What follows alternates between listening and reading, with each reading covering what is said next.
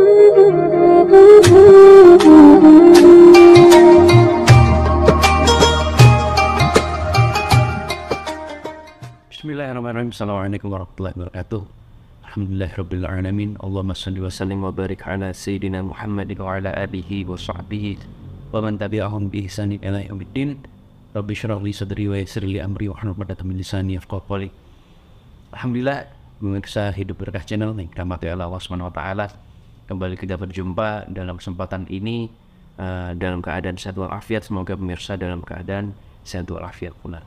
Salam, semoga senantiasa kita sampaikan kepada jiwa kita Rasulullah Muhammad SAW, keluarga, para sahabat dan orang-orang yang selalu istiqomah menjadi para pembela dan jamaah Islam hingga yaumil akhir. Sahabat Hidup Berkah Channel yang dirahmati Allah Subhanahu wa taala, kita ketahui bersama-sama ketika kita membicarakan tentang Rasulullah, bagaimana kepribadian beliau, track record beliau dalam berdakwah, dalam mengarungi kehidupan ini hingga beliau wafat, kita akan jumpai banyak sekali pelajaran-pelajaran yang dapat kita ambil, ya.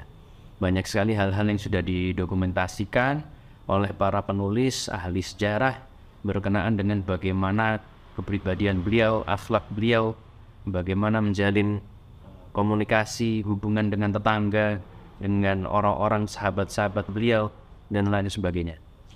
Namun yang seringkali kita lupakan adalah bagaimana beliau ini mencontohkan kita sebagai seorang muslim dalam hal berdakwah.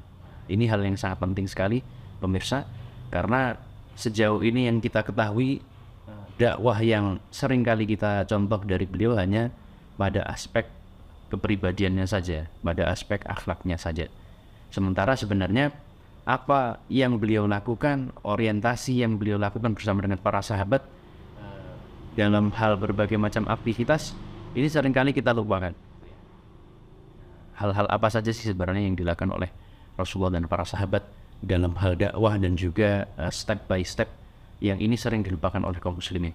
Maka saya sendiri merangkumnya dalam 3 hal, ya, 3 hal besar yang ini seringkali dilupakan oleh kaum muslimin, tapi ini sangat mencerminkan bagaimana Rasulullah itu melakukan dakwah dan juga para sahabat sepanjang perjalanan Islam ini ada di kehidupan kita. Yaitu adalah dakwah yang pertama, karakteristiknya adalah dakwah pemikiran, ya. Jadi apa yang dilakukan oleh Rasulullah dan para sahabat itu dalam menyampaikan dakwah, yang paling utama dan yang terpenting pada awal menyampaikan dakwah itu adalah menyentuh pemikirannya. Nah, pemikiran objek dakwah, pemikiran masyarakat. Karena memang seseorang itu berubah hanya karena atau diawali dari perubahan pemikiran, pemirsa. Ketika seorang memiliki persepsi akan suatu hal, membenci sesuatu, maka dia cenderung untuk tidak melakukan itu, atau cenderung dia menghindari hal tersebut.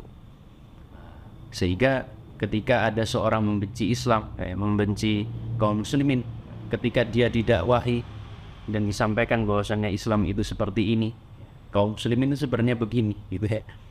Maka perlahan-lahan orang itu akan mengubah persepsinya. Oh, ternyata Islam itu begini, ya. Berubah pandangan menjadi positif. Berubah juga pandangannya kepada kaum muslim. Akhirnya apa yang dilakukan? Seorang itu akan perlahan-lahan merapat pada perjuangan Islam. Maka itu tadi esensi pertama, pemikiran. Kemudian dakwah yang sering kali dilupakan oleh kaum muslimin, karakteristik yang kedua adalah politik, ya pemirsa. Karakteristik politik ini seringkali dilupakan, seolah-olah Rasulullah dan para sahabat ini berdakwah hanya pada ranah akhlak saja, pada ranah ibadah mahdhah saja.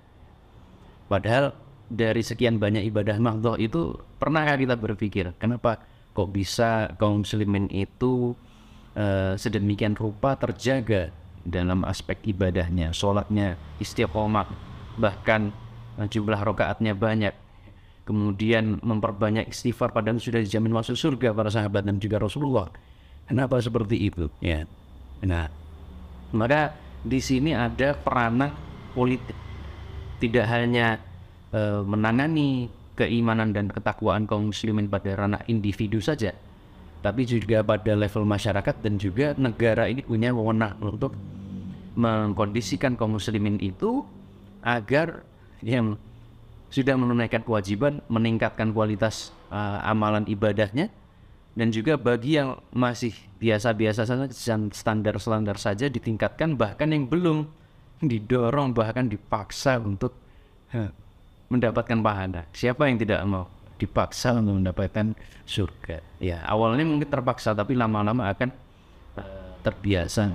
Ada salah satu ungkapan yang sering kali saya ambil, yaitu adalah dipaksa, terpaksa, terbiasa, luar biasa, gitu ya. Nah, itulah peranan negara.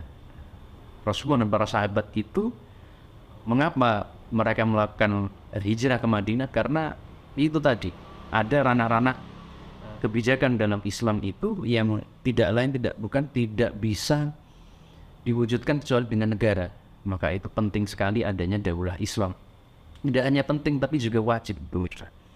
Makanya Rasulullah dan para sahabat mendirikan daulah Islam di Madinah, yang bertujuan tidak hanya individunya saja yang diminta untuk menjaga keimanan dan ketakwaannya, dan juga masyarakatnya agar saling mengingatkan, saling berdakwah satu dengan yang lain, amar ma'ruf nahi munkar, tapi juga negara memberikan fasilitas. Tidak hanya segi aturan saja, tapi mempermudah masyarakatnya untuk agar mudah menjalankan ibadah, ya, baik itu yang wajib maupun yang sunnah, bahkan juga meningkatkan kualitas hidup. Nah, makanya politik dalam Islam itu adalah riayah syu'un. Tidak hanya sekedar nyuruh-nyuruh saja, tapi memberikan fasilitas. Nah, ini luar biasanya Islam yang sering kali dilupakan oleh kaum muslimin ketika kaum muslimin kaji tentang dakwah Rasulullah. Kemudian yang terakhir ini juga penting sekali pemirsa, yaitu adalah non-kekerasan, karakter dakwah Rasulullah dan para sahabat. Nah, pernahkah kita mendengar ketika masa di fase dakwah di Mekah, Rasulullah dan para sahabat ketika mendakwahkan bahwasannya ada orang-orang penduduk Makkah yang melakukan penyembahan pada berhala, kemudian menyampaikan salah satu ayat yang menyatakan bahwasannya berhala ini adalah umpan neraka jahanam, gitu. Apakah pernah Rasulullah dan para sahabat setelah menyampaikan kalimat tersebut, kemudian mereka langsung menghancurkan berhala itu? Ternyata tidak pernah dijumpai riwayat tersebut bersama. Dan juga ketika para sahabat Rasulullah, para sahabat menjumpai ada orang melakukan penyurangan, menyurangi timbangan, curang dalam timbangan, kemudian Rasulullah dan para sahabat mendatangi pedagang tersebut, kemudian menyampaikan, sebentar, ini timbangannya ini enggak seimbang, belum ditera ulang ini. Sebentar, Pak. Ternyata tidak pernah. Padahal itu hal yang sangat sederhana sekali, pemirsa. Mentera timbangan agar seimbang. Itu tidak pernah dilakukan oleh Rasulullah dan para sahabat. Apalagi dalam muamalah riba pun juga sama. Masih banyak juga contoh-contoh lainnya, misalnya mengubur anak wanita, yang waktu itu adalah salah satu ciri khas aktivitas yang mencerminkan budaya jahiliyah di masa itu, ya. Itu juga sama, Rasulullah dan para sahabat hanya sekedar mengingatkan saja, omong doang, tidak melakukan tindakan fisik apapun sama sekali. Sehingga apa yang dilakukan oleh Rasulullah dan para sahabat di fase Mekah hanya menyampaikan, bahkan disiksa pun tidak melakukan perbuatan fisik sama sekali, pemirsa, dalam bentuk dakwahnya sebagai jamaah dakwah yang sah. Nah, lain halnya ketika Rasulullah dan para sahabat sudah hijrah ke Madinah, ya, hijrah ke Yathrib, yang kemudian di sana menjadi Madinatul Munawwarah dan berdiri daulah Islam di sana. Maka dakwahnya bukan omong doang lagi. Dakwah omong doang ini adalah dakwah yang dilakukan oleh Rasulullah dan para sahabat sebagai jamaah dakwah atau putlah dakwah. Nah, ketika daulah Islam ini sudah berdiri, dakwahnya menjadi praktis. Dakwahnya itu tanpa ngomong. Dakwahnya itu adalah dengan menerapkan syariat Islam secara kafah, sehingga orang-orang kafir atau orang-orang non-muslim, mereka itu langsung merasakan sendiri, oh ternyata hidup di dalam naungan Islam itu seperti ini ya. Hidup dalam naungan diterapkan syariat Islam ternyata seperti ini. Sehingga mereka itu tanpa diomongin sampai ngedabrus, kita buang banyak air liur, mereka sudah langsung merasakan, oh Islam itu seperti ini, sudah paham. Akhirnya ketika daulah Islam itu tegak di Madinah, Kemudian orang-orang dari seluruh penjuru Jazirah Arab itu berbondong-bondong masuk ke dalam dinul Islam. Nah, ini menunjukkan bahwasannya di fase dakwah Madinah itu, dakwah itu tidak hanya disampaikan kepada masyarakat Jazirah Arab saja, atau pilih-pilih orang, atau pilih-pilih bangsa, tapi dakwah Islam ini untuk seluruh umat manusia. Tidak hanya umat manusia saja, tapi juga untuk seluruh alam, hewan, tumbuhan, itu semuanya merasakan keberkahan rahmatnya. Sehingga sahabat hidup berkah channel yang dirahmati oleh Allah SWT, itu tadi ciri-ciri karakteristik dakwah Rasulullah dan para sahabat yang mestinya kita contoh. Jadi kita tidak hanya mengambil dakwah Rasulullah dari aspek akhlaknya saja, tidak hanya mengambil dari sudut pandang individu beliau saja, tapi juga bagaimana beliau ini membangun sebuah kelompok jamaah dakwah yang mana bertujuan untuk mendirikan sebuah institusi yang menerapkan syariat Islam secara kafah, yaitu dalam bentuk daulah Islam, yang kemudian dilanjutkan oleh para sahabat dan generasi selanjutnya dalam bentuk khilafah. Dan juga khilafah ini tidak hanya berdakwah kepada orang-orang di dalamnya, tapi berdakwah kepada masyarakat di luar daulah itu sendiri. Berdakwahnya sudah vis-a-vis, head to head dengan negara-negara lain, yang mana negara-negara ini semoga menjadi pihak-pihak atau golongan-golongan mereka yang dilunakkan hatinya oleh Allah SWT untuk menerima hidayah ini.